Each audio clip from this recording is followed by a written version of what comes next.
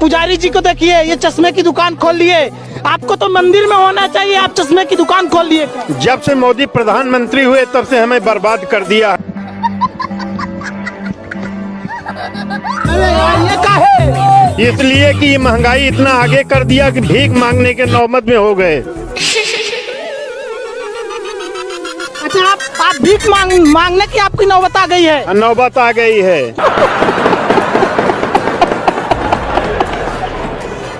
तो दोस्तों आज फिर से हम आ गए हैं इन अंध भक्तों के ऊपर एक और वीडियो लेकर, जिसमें हम देखेंगे कि इन अंध भक्तों के ऊपर गोदी और गोदी अंध भक्तों की कितना नासा चढ़ा है। तो चलिए बिना देरी किए वीडियो को शुरू करते हैं। आजादी अगर भीख में मिले तो क्या वो आजादी हो सकती है? आप खुद बताइए। जब गुलामी आपको उन लोगों ने युद्ध करके दी थी तो आजादी आपको भीख में कैसे मिल सकती है? माउंट बैटन वॉज हियर फॉरली नहीं थी, वो भीख थी। और जो आजादी मिली है वो 2014 में मिली है। अच्छा तेरी औकात मैं दिखाता हूँ तुझे। देखो कंगना रनौत के साथ मामला उल्टा है। हम सब की मरने के बाद शरीर मर जाता है और आत्मा भटकती है, लेकिन कंगना के साथ उल्टा है। उसकी आत्मा मर चुकी है, शरीर भटक रहा है। भगत सिंह, राजगुरु, चंद्रशेखर, अरे बिहार का मुजफ्फरपुर का छोटा बच्चा 11 साल का खुदीराम बोस हंस के फांसी पे चढ़ गया। हमको लगता है अब तो नाम नहीं लेंगे, लेकिन कुछ दिन के बाद कुछ लोग ऐसे भी कहेंगे कि पैदा तो हम पता नहीं बहुत पहले हो गए थे, लेकिन बाप 2014 में मिला हमको।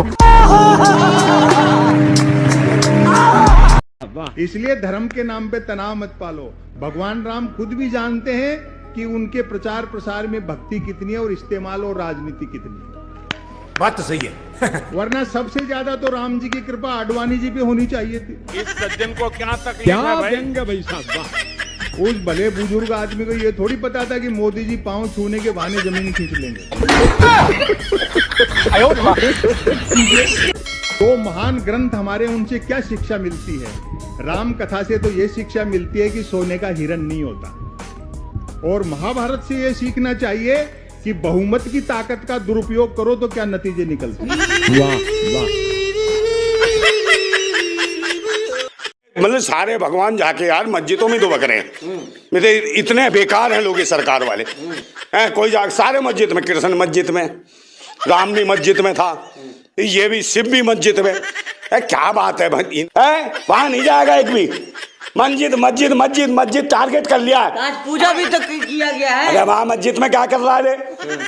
मस्जिद में बहुत है, जो मस्जिद में तो वैसे ही हो रही थी अजान करने दे। वहां शिव जी घुस गए तो भाई वो भी पढ़ने गए होंगे नवाज अजान, तो पढ़ने दे उन्हें।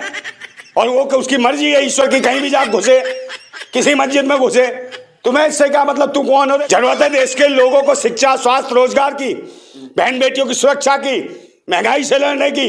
इस पर कौन काम करेगा? रे भीम ने क्या दिया भाई तेरे को? क्या दिया भीम? आर्टिकल 19 संविधान की एक धारा है जिसके तहत आप मौजूदा सत्ता से सवाल कर सकते हो, ठीक, कि तुमने क्या किया हमारे लिए, ठीक, ये पूछ सकते हो। ये बोलने की आजादी ना उसी भीम की जिसकी तुम बुराई कर रहे हो। B.R. अम्बेडकर। भीम की तुलना भगवान से करते हो?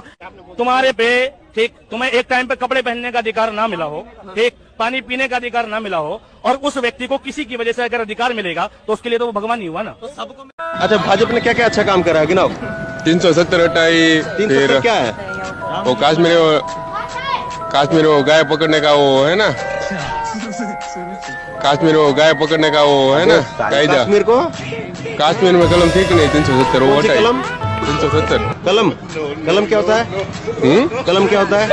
कलम क्या होता है आप बताओ। नहीं मेरे को नहीं मालूम ना, मैं आपसे पूछ रहा हूँ कलम क्या होता है। मुझे नहीं पता, आप बताओ।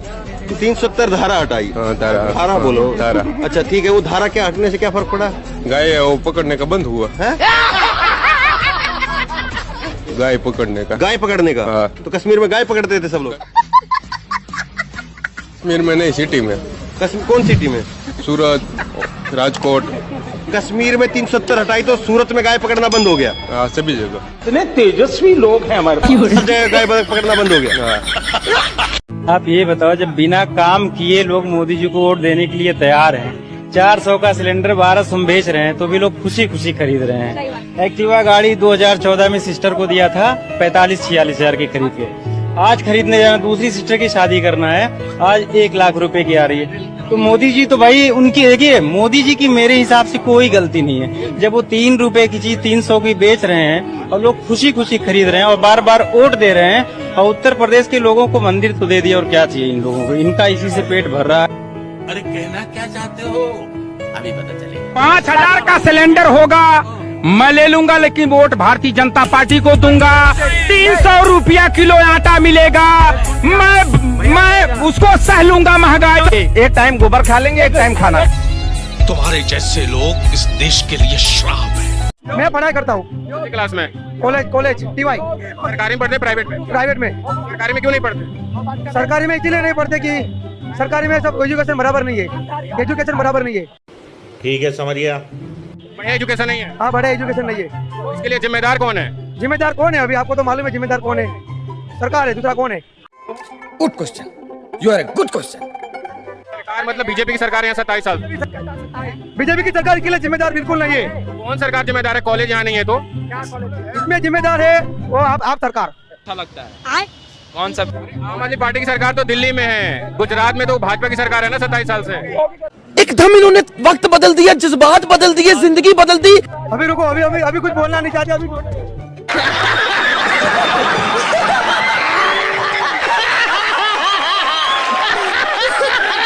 जो राम अगर कोई ईश्वर अल्लाह के नाम से कोई मंदिर है तो वो ऐसा मंदिर नहीं हो सकता जिसमें टर्म एंड कंडीशन हो, कौन मूर्ति के पास जाएगा कौन नहीं जाएगा। बात तो सही है।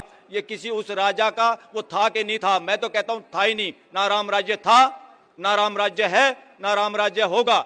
इस देश में 47 से पहले जूते मार के हमने राजाओं का राज्य खत्म किया था। मजा आया। और इस देश में दोबारा कोई राजा पैदा ना हो जाए, इसकी गारंटी ये पूरा समाज, पूरा 140 करोड़ लोग देना चाहते हैं। राम के नाम पे एक भ्रम फैलाया जा रहा है कि कोई ऐसा आदमी, ऐसा अवतार होगा जो बेड़ा पार करेगा आप लोगों का। कोई ऐसा आदमी होगा, वो राजा होगा, आप सारी प्रजा होगी। किसी को प्रजा होना स्वीकार है क्या? इस पूरे ब्रह्मांड में कोई राजा नाम का खगड़ नहीं है। तो ये कौन है राजा को खगड़ बनाने वाले? इनसे जागना होगा।